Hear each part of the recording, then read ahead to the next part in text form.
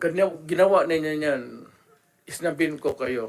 Wala akong pera. I am not that rich na mag-travel dito sa aeroplano. Mahal yan. I am, nabubuhay ako sa retirement pay ko. So, pati itong pamasahe ko, retirement pay ko yan. Wala akong negosyo ever since. Gobyerno lang ako. I have been an employee of government ever since. Kaya, I do not have my public life is open to everybody. So, magastos masyado, ma'am. Kaya, kung maari lang, tapusin natin ito hanggang bukas. Huwag na tayong umalis dito. Thank you, Mr. President. Salamat kayo, Yes, Mr. sir. Chair.